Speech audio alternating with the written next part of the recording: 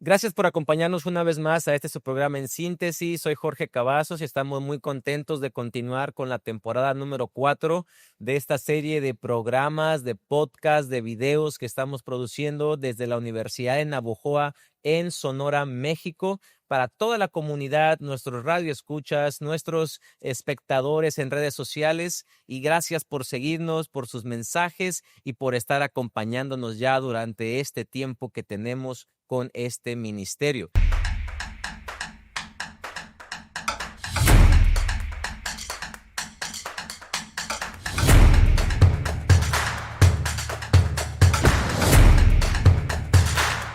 Vamos a iniciar nuestra reunión, nuestro episodio número 6 en esta ocasión, y quiero invitarles para que me acompañen a conocer a algunos amigos que están con nosotros en esta hora. Por favor, comenzamos con nuestro amigo, bueno, ¿con cuál de los dos, verdad? Aquí con Isaí. Ok, mi nombre es Isaí Torres, estudiante de la licenciatura en teología y voy en cuarto semestre. Ok, Isaí, ¿de dónde eres? Mi familia es de Veracruz, soy de Veracruz. Ahí me creé la infancia, pero antes de venir acá a Navojoa, vengo de Ciudad Juárez, en Chihuahua. Ahí terminé de mi educación, por así decirlo. Entonces, de Veracruz se movieron todos a Ciudad Juárez. Entonces, Así es, en el estado de Chihuahua. así es. Ok, excelente. Pues bienvenido, Isaí. Gracias. ¿Dijiste que estudias qué semestre? Cuarto semestre, Cuarto semestre de la licenciatura en teología. Teología. Excelente. Y seguimos con nuestro amigo David, soy originario del Estado de México. Tengo 3 hermanos. Un hermano está dando clases en la Universidad de Montemorelos, nuestra escuela hermana. Tengo a mi hermana que está estudiando pedagogía, Danae, y la más pequeña, Dafna. Ella está estudiando su ingeniería en nanotecnología. Y pues ahí vamos. ¿De qué parte del Estado de México? De Nicolás Romero. Nicolás Romero está en el norte del Estado de México y pues está situada entre los municipios de Tepozotlán, Atizapán, Cuautitlán Izcalli, por allí. Ok. ¿Y acá, Isaí, de qué parte de Veracruz eran ustedes o son? Sí, es Tierra Blanca se llama. Ok, de Tierra Blanca a Chihuahua y del Estado de Y México. Tierra Blanca está como que por el centro porque queda a hora y media del puerto de Veracruz. Sí, exactamente. Mucho calor. Sí, sí. Cuando se antoja, pues 1 hora y media. Sí, La playa Me Raya. han hablado mucho de esos lugares. Sí. Muy bien, pues saludos a los amigos que nos sigan de Veracruz, de Sí. Chihuahua y del Valle de México, del Estado de México. Excelente. Pues amigos, vamos a dialogar estos minutos sobre, pues, ¿qué les puedo decir? El mayor tema que hay, el tema más excelso, el tema más profundo, que es la vida de nuestro Señor Jesucristo. Los evangelios narran el nacimiento de Jesús, el ministerio público de Jesús, la muerte de Jesús y cómo en la vida de Cristo se cumplieron las antiguas profecías. Sin embargo, es importante mencionar que no solamente los evangelios presentan perspectivas acerca de Jesús, también ya en el Antiguo Testamento habían sido predichos estos momentos que estamos mencionando. Un elemento muy importante con el cual quisiera yo comenzar es aquel que nos presenta el Evangelio de Juan, capítulo 1, versículo 29. Quisiera pedirle a alguno de ustedes, amigos, que puedan, por favor, tener esta lectura para iniciar esta conversación. Juan, capítulo 1, versículo 29. Es un texto que es muy conocido y por lo mismo es muy importante que lo podamos tener bien claro. ¿Qué dice el texto? Por ejemplo, David, ¿qué nos puedes leer, por favor? Ok, dice, al siguiente día vio Juan a Jesús que venía a él y dijo, este es el Cordero de Dios que quita el pecado del mundo. Ok. Este Juan que dijo estas palabras no es el Juan que escribió el libro de Juan, es Juan el Bautista. Sí. Ahora, yo les quisiera preguntar, ¿por qué Juan dijo estas palabras? O sea, Juan mira a Jesús y dice, he aquí el Cordero de Dios que quita el pecado del mundo. ¿A qué se refería Juan con la expresión Cordero de Dios? O sea, ¿qué implicación tenía para las personas que escucharon por primera vez estas palabras esta idea que Juan expresó, el Cordero de Dios? ¿A qué se refería Juan el Bautista con esa expresión? Bueno, es importante comprender la misión de Juan. Ujú. Él preparó el camino para el Salvador del mundo, para Jesús. Entonces, en aquella época, la gente estaba tan habituada a una práctica que eran los sacrificios de los corderos, los diferentes sacrificios de los que va a hablar el Antiguo Testamento, De distintos tipos de de animalitos también, ¿no? distintos tipos de animales. Ujú. Entonces, había mucha gente que decía, es que yo soy el Mesías, en esa época, ¿no? Entonces era como que algo, pues, que la gente estaba buscando dónde viene nuestro Salvador. Era un tema que causaba mucha expectación en las personas, ¿no? La Exacto, era venida un del tema Mesías. muy esperado. Y entonces cuando ven que este predicador era un predicador inusual, y entonces ve a Jesús venir, dice, Él es, Mm, este es el Cordero de Dios que quita el pecado del mundo. Mírenlo a Él. Entonces es como que la presentación del tema más grande de la Biblia. ya, de acuerdo. En tu perspectiva, Isaí, ¿cuál es el significado de la expresión Cordero de Dios? Es decir, ya dijo David que Juan hacía referencia a los sacrificios, pero ¿cuál era la diferencia entre Jesús como sacrificio y todos los demás sacrificios que se habían desarrollado a lo largo de los siglos? Muy bien. El pastor, el amigo David, lo dijo de manera muy acertada, ¿verdad? Pero yo nada más me gustaría complementar o agregar las profecías de Isaías, que muy específicamente narran cómo el Mesías o aquella persona que iba a salvar al mundo iba a ser como su comportamiento o su representación que utiliza Isaías un cordero, ese como cordero fue llevado al matadero. Siento más que Juan estaba aludiendo a las profecías de Isaías. Ese es mi sentir, ¿verdad? Isaías, Isaías, Isaías. Que no solamente entonces al acto de Jesús de morir, sino también a su vida, ¿no? A su A su vida, digamos, porque un cordero es un símbolo de un animal puro, obediente, Exactamente. inocente, porque además es un animal que no ha alcanzado su plena madurez, es un animal que está en desarrollo, ¿no? Es como un animal en su juventud, un cordero. Qué interesante. Ahora, durante muchos años, el pueblo de Israel había llevado a cabo esta práctica, ¿verdad? Del Exactamente. sacrificio de animales. ¿Se han puesto a pensar alguna vez cuántos animales habrán sido sacrificados desde que entró el pecado en Génesis capítulo 3 hasta la muerte de Jesús?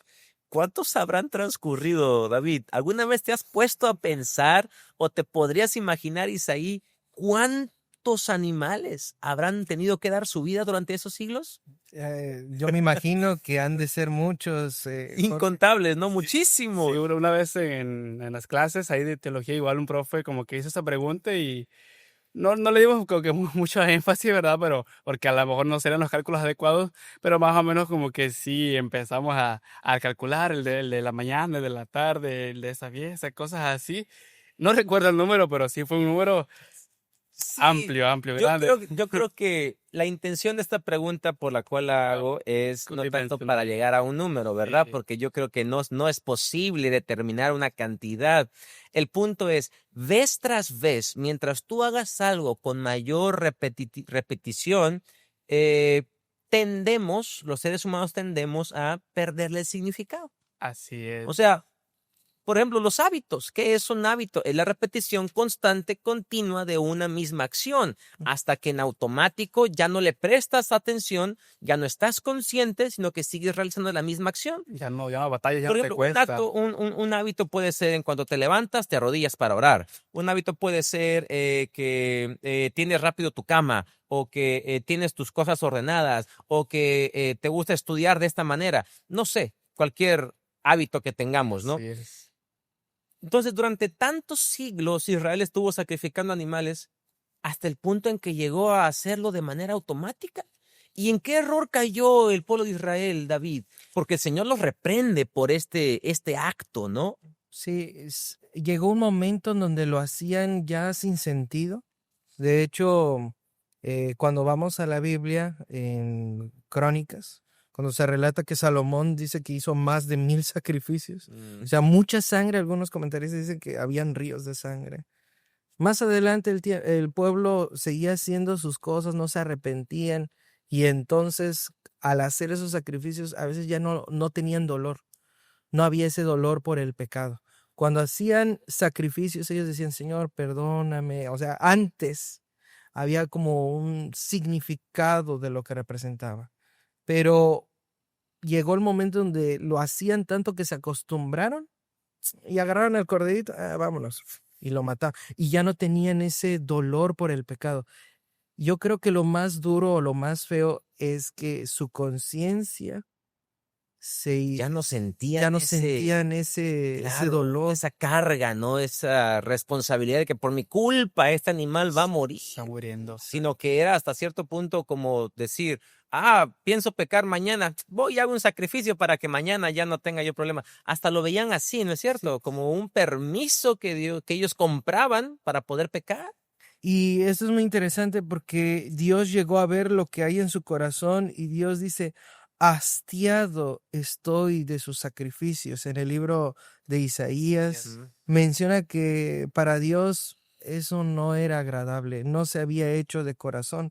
De hecho, lo menciona aquí en el versículo 11 de Isaías, dice, ¿para qué me sirve, dice Jehová, la multitud de vuestros sacrificios? Hastiado estoy de holocaustos, de carneros y de grasa de animales gordos. No quiero sangre de bueyes, ni de ovejas, ni de machos cabríos.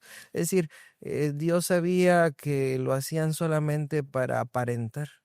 Y eso era muy doloroso para el mismo Dios. Ahora, ese versículo que comentas de Isaías, no es que Dios estuviera diciendo ya no más sacrificios, ¿verdad? Sino que él estaba condenando la actitud de los que hacían los sacrificios, no el sacrificio en sí.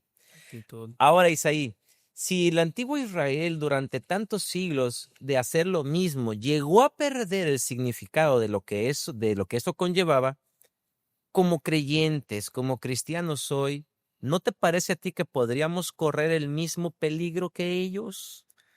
Ha tocado una pregunta muy, muy buena, Gabazos.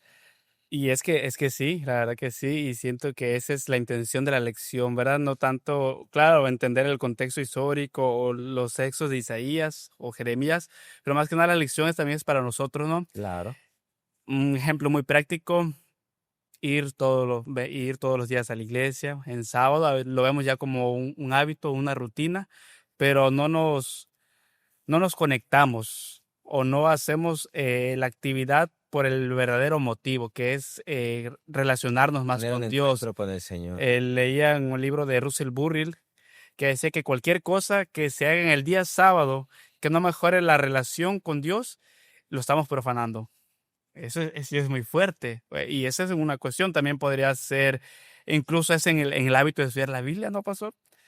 Por ejemplo, me levanto así como usted decía, y mi primera intención es leo la Biblia, pero ya es como que automático. La leo, pero solamente por cumplir, pero no me relaciono con el autor de la Biblia.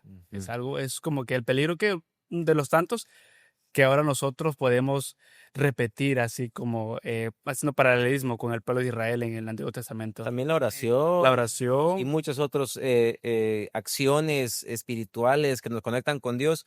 El punto es, no podemos nosotros levantar un dedo para acusar a Israel por haber caído en un acto de repetición constante, de modo que perdieron el significado de lo que eso conllevaba, cuando nosotros muchas veces caemos en el mismo error.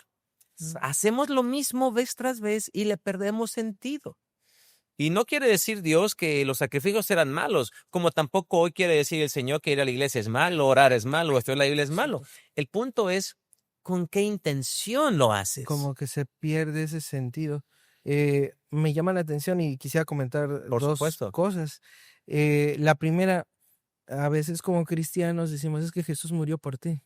Y lo decimos tanto que a veces ya es como una frase que tristemente pierde su significado, su valor. Escuchaba a un niño, es que esta historia ya me la sé, ¿no? Los niños.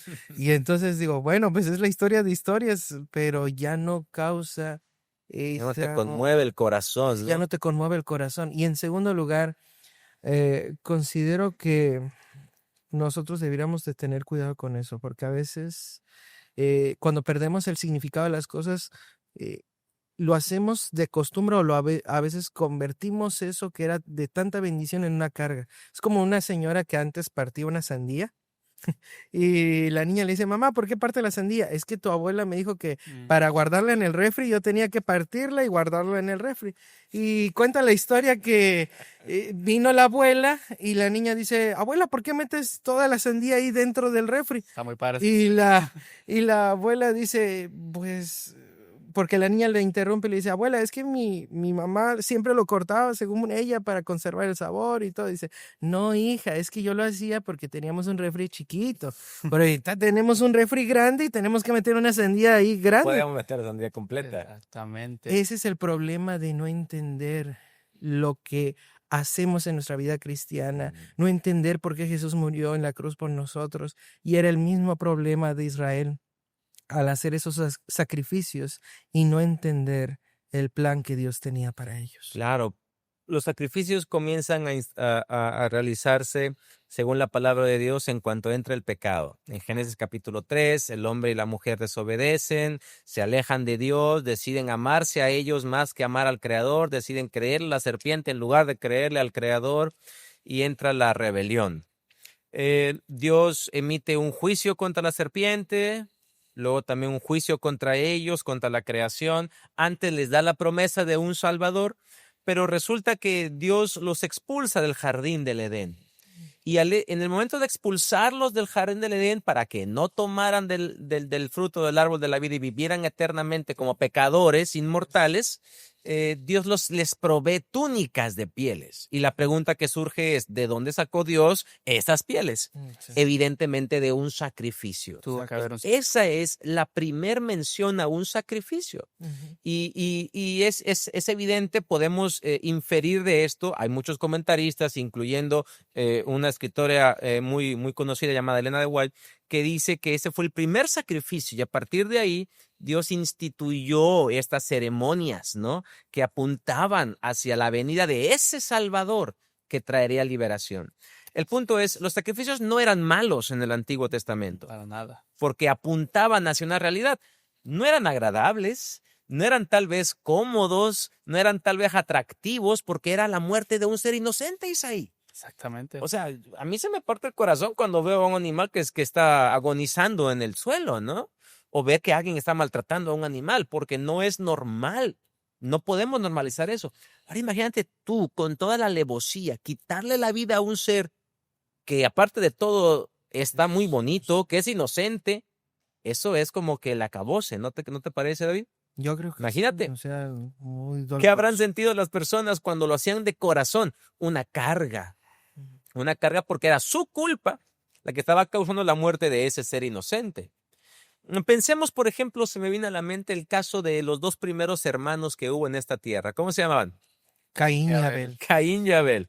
Ahí hay un ejemplo clarísimo de la manera como Dios actúa y cómo Dios desea que nosotros respondamos a sus indicaciones. En Génesis capítulo 4, por favor, vengan conmigo, abran sus Biblias. Vamos a leer para nuestros amigos que nos están escuchando esta porción de la Escritura. En Génesis capítulo 4, el versículo 4, por favor, David, y tú, Isaí, el versículo número 5. Muy bien. Dice, y Abel trajo también de los primogénitos de sus ovejas y de la grasa de ellas. Y miró Jehová con agrado a Abel y a su ofrenda. Ok, versículo 5.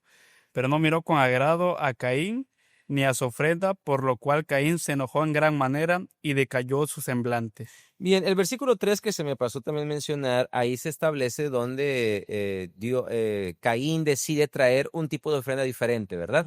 Entonces, tenemos aquí a los dos hermanos con dos tipos diferentes de ofrendas o de sacrificios, y vemos cómo Dios hace una elección. La pregunta es, ¿por qué Dios eligió a Abel y por qué Dios desechó a Caín? Si ambos obedecieron de alguna manera el traer algo para el Señor, ¿en qué radicaba la diferencia entre estos dos hermanos? Bueno, quisiera mencionar un poquito en relación a la ofrenda. Es muy interesante el manejo que utiliza el autor y para nuestros amigos que nos están escuchando, cuando leemos Génesis es importante compararlo con los libros que escribió Moisés, Génesis, Éxodo, Levítico, Números, Deuteronomio. Ujú. Él casi utiliza muchas palabras muy similares. Entonces, cuando habla de la ofrenda, se refiere a un sistema de sacrificios. Ujú. Y igual, la misma expresión de túnicas, es la misma expresión que tenían los sacerdotes, la vestidura de los sacerdotes. Entonces, hay muchas similitudes del Génesis, porque ahí está la base, con el sistema de sacrificios que estaba en el Éxodo y en Levítico. Y esto, uno diría, y bueno, ¿y esto qué tiene que ver conmigo? Mucho. Porque la Biblia ya está manejando el concepto de ofrenda. Entonces, para Caín y Abel ya existía una ofrenda. Bueno, es que lo que pasa es que para relacionarse con ese Dios, un Dios poderoso, un Dios supremo, ellos tenían que de alguna manera reconocer que tenían pecado, que era lo que los separaba de Dios. Y a la entrada del Edén habían 2 ángeles, 2 querubines con espadas encendidas en fuego y una piedra, un altar del sacrificio. De ahí surge la idea del altar del sacrificio. Entonces ahí tenían que hacer el sacrificio. El asunto es que ellos tenían que traer esa ofrenda reconociendo que un ser inocente iba a morir por ellos en el Ujú. futuro. Esa ofrenda tenía que ver con arrepentimiento, tenía que ver con el hecho de que necesitaban de un Salvador para regresar a esa relación que el pecado rompió. Abel lo hizo considerando eso. Es más, su nombre representaba un vapor, ¿no? Como una ofrenda que ascendía hacia Dios. Pero en el caso de Caín, cuando ofrece su sacrificio, pues él no lo hace de esa manera. Él trae de los frutos de la tierra, Mm. como diciendo, a través de mis propias obras, yo me voy a justificar ante Dios. Yo no necesito de un Salvador. ¿Saben qué? O sea, se suena muy bonito, pero los que pecaron fueron mis padres, pero no yo. Entonces, como que él pensaba que por sus fuerzas, por su inteligencia, él se podía salvar, por sus obras. Ujú. Entonces, en estas 2 ofrendas, la actitud de Abel fue una actitud de reconocer que necesitaba de un Salvador. Y en el caso de Caín, pensar que él lo hacía por sus propias obras, sus propios méritos. Por eso su ofrenda no fue recibida. Porque en este caso, Isaí, ¿tú qué opinas? ¿Hay que obedecer a Dios conforme lo que Él nos pide al pie de la letra? ¿O Dios nos da libertad para interpretar sus mandamientos y brindar una obediencia como nos convenga brindarla? Ok, Porque fíjate, sí, sí, fíjate sí, esta sí. A pregunta, ver, la segunda la porque es pregunta. importante, porque si Dios dice, adórame en este día, no puede ser ningún otro, aunque te sea más conveniente o más cómodo otro. Exactamente. Si Dios dice, haz esto, no es porque tú creas que no es así, sino que es de esta otra manera. Es muy importante esta pregunta. ¿Cuál es tu opinión respecto a esto? Ok. Es, en lo, en lo cuanto que que se nos sea posible, pues poder siempre seguir las instrucciones de nuestro Dios. A lo mejor en casos muy aislados, puede decir a lo mejor la persona por esto, pero siempre que nosotros podamos seguir los estatutos de Dios como Él nos ha dado, más que nada, siempre seguir el principio. El principio, igual tampoco no hay que llevar al otro extremo de ser muy conservadores o rígidos, no, eso es así, porque así, sino el principio por el cual Dios nos da ese mandato, porque sabemos que Dios nos da alguna instrucción, una orden por nuestro bien, no porque Él por su capricho, oh, yo quiero que hagan esto para mí, sino que Él siempre da órdenes e instrucciones para protegernos a nosotros mismos, para poder alejarnos de aquello que nos hace daño. Y entonces siempre conservar el principio, ¿verdad? El pastor analizó la historia de Caín y Abel de un aspecto muy teológico que es muy bueno. A mí me gustaría analizarlo en el sentido práctico, que lo comentó aquí la lección, porque muchos a veces dicen, bueno, Caín él era como que un sembrador y Abel él cuidaba, él criaba Ganadero, ganadero, dice. ovejas. Y bueno, pues Pastor de Caín ovejas. ofreció eso y Abel, pues dependiendo de lo que ellos eran, porque Dios hizo a uno sí y a uno no, si ambos a lo que eran, y si quería cordero, pues porque si Si Caín era el sembrador, pues a él no le pidió de lo que él producía plantas. A lo mejor hay incongruencia ahí. Pero la lección decía aquí en el versículo 4, que dice, y Abel trajo también. La lección comentaba que ese también se puede traducir como además. O sea, que además de lo que dice, poner el contexto de Caín trajo del fruto de la tierra una ofrenda a Jehová, fruto de la tierra. Y el versículo 4 dice, y Abel trajo, además del fruto de la tierra, de los primogénitos de sus ovejas y de la grasa de ellas. Y miró a Jehová con agrado a Abel y a su ofrenda. Y aquí hay dos lecciones muy importantes. Número 1, Abel, la Biblia enfatiza que trajo lo primero. Y dice después que Dios vio con agrado la ofrenda de Abel porque trajo lo primero. Y pues viene la pregunta, ¿no? ¿Será que nosotros estamos dándole lo primero a Dios? Lo mejor. Lo mejor, lo primero, y no solamente en cuestiones materiales, así como usted lo comentó también en el tiempo, al despertarnos, nuestras primeras horas se las dedicamos a Dios, al orar, estudiar, y es ahí donde como que retomamos un poquito el tema que estábamos tratando en la primera sección, ¿no? De no hacer las cosas por... En automático, perderle el significado. Sino pues con el principio adecuado. Yo me levanto y estudio mi Biblia y lloro porque quiero dedicarle mis primeras horas al Señor, porque quiero estar en comunión con Él. Y la segunda lección, igual no vayan a decir que soy seguidor de Russell Burri, pero también lo dice en uno de sus libros. Ya lo estoy comenzando a creer. Él comenta que igual el error que llevó a Caín a matar a su hermano fue el individualismo. Porque dice que él se hubiese deseado también ofrecer como Dios lo estaba ordenando, así como usted preguntó. Él, su orgullo no lo hubiese evitado pedir la ayuda a su hermano Abel para que le diera de lo que él también producía, que era que se me fue la palabra ganadero. Sí, un pastor de ovejas. Pastor de ovejas, exactamente. Si él hubiese vencido su orgullo, sin problema hubiese ido su hermano y se le oye, pues dame de lo tuyo o hicimos un intercambio para que tú ofrezcas también plantas, fruto de la tierra y yo ofrezca corderos y pues complementamos. Pero comenta Russell Burrell que el individualismo, el orgullo impidió que Caín fuese a pedir socorro hacia su hermano y también podemos caer en ese error. Fíjese muy bien, porque me está gustando esto que estamos construyendo con respecto a la actitud, ya se mencionó hace un momento, de Abel con respecto a Caín o al revés.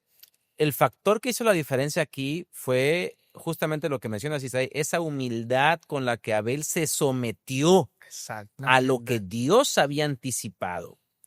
Caín trajo una ofrenda a medias. Abel trajo una ofrenda de fe, basada en un acto de humildad de decir, yo voy a acatar lo que Dios dice. Porque siempre tenemos que rendir lealtad y obediencia a los principios de Dios. Y en el caso de Abel, él no solamente se conformó con una ofrenda del fruto de la tierra, sino también trajo el símbolo de ese Mesías que iba a venir, que era el Salvador, que era Jesús. Yo creo que todo esto que hemos dialogado lo tenía Juan el Bautista en mente cuando dijo, he aquí el Cordero de Dios que quita el pecado del mundo. La diferencia entre Abel y Caín era el Cordero. El significado del Cordero lo habían perdido de vista los israelitas y sacrificaban vez tras vez sin sentido. Pero cuando Juan, con mucha solemnidad, solemnemente dice, he aquí el Cordero de Dios, imagínense la mente de las personas.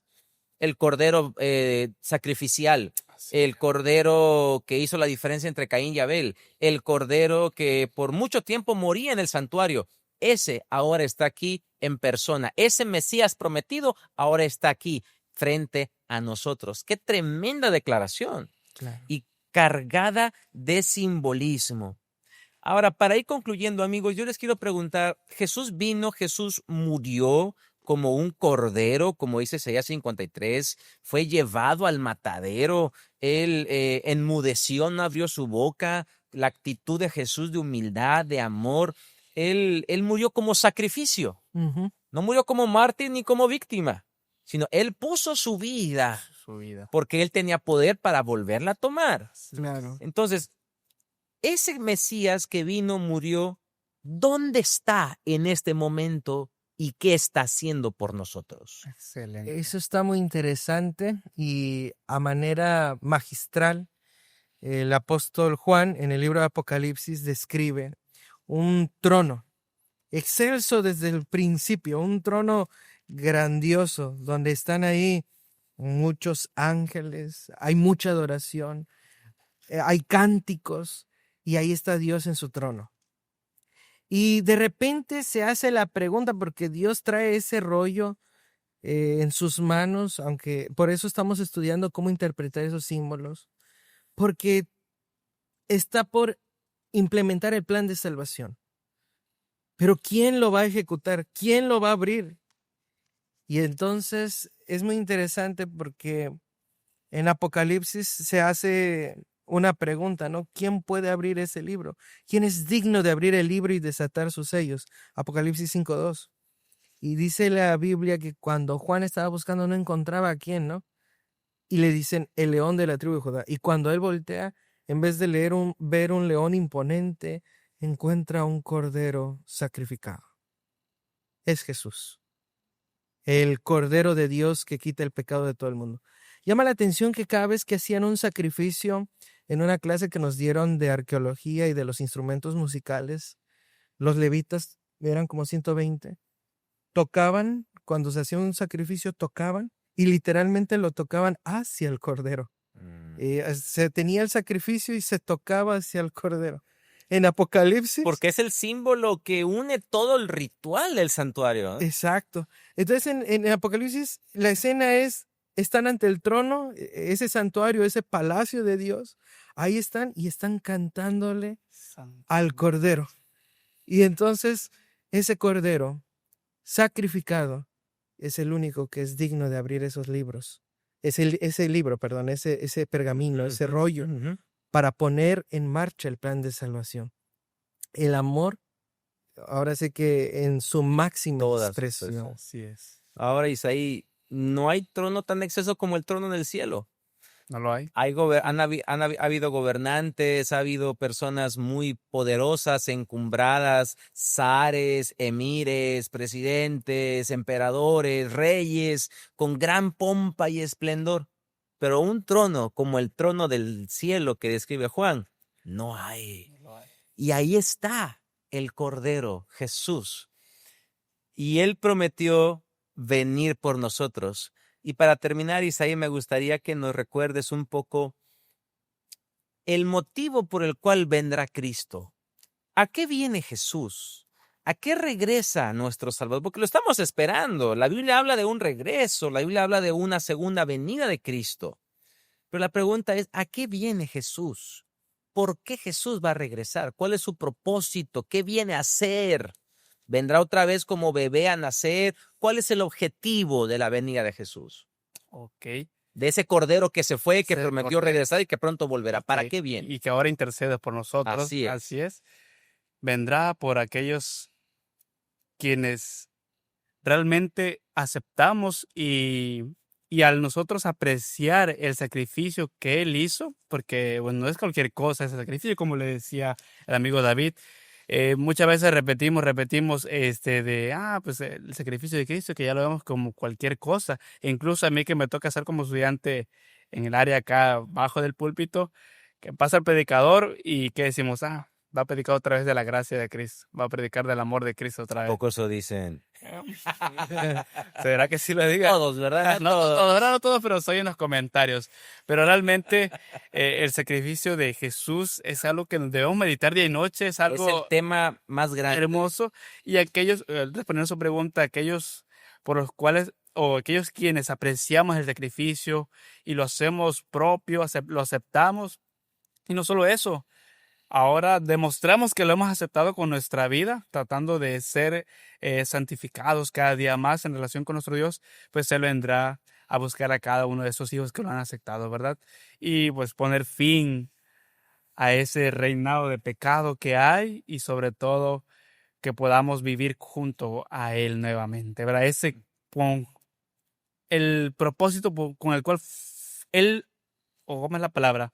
Sí, el propósito que estaba desde la creación, que Él deseaba estar desde la creación, convivir con su creación, eso es lo que viene a Él por fin a cumplir, por así decirlo. Muy, muy interesante, perdón David, muy interesante que dijiste que no solamente es aceptar el sacrificio, sino también dar evidencias del efecto del sacrificio en la vida del creyente. Porque igual eso podría ser una forma de caer como los israelitas en el Antiguo Testamento, ¿no? Que dice que ellos hacían sacrificio, pero todo eso lo hacían en el fin en sí mismo. El fin Exactamente. en sí Si nos mismo. quedamos únicamente con el sacrificio sin darle importancia a la exteriorización del efecto del sacrificio, eso podría ser como el pueblo de Israel, que creía en los sacrificios, pero que había perdido el significado y por lo tanto ya ellos no daban evidencia de una vida transformada por la fe en ese cordero que estaba siendo sacrificado. Claro. Así es. Quisiera mencionar que también el cordero va a traer liberación. Es un símbolo muy importante. En la Pascua, cuando estaban a punto de ser salvos después de todas las plagas, y venía la última, la muerte de los primogénitos, ellos se salvaron por la sangre del cordero y pudieron ser salvos y cruzar el mar rojo, el mar, y poder entrar a la tierra prometida. En Apocalipsis se sigue la misma esencia. Apocalipsis 19 nos describe ese símbolo de la Pascua, ese símbolo del Cordero. Dice, y el ángel me dijo, escribe, bienaventurados los que son llamados a la cena de las bodas del Cordero. Y me dijo, estas son palabras verdaderas de Dios.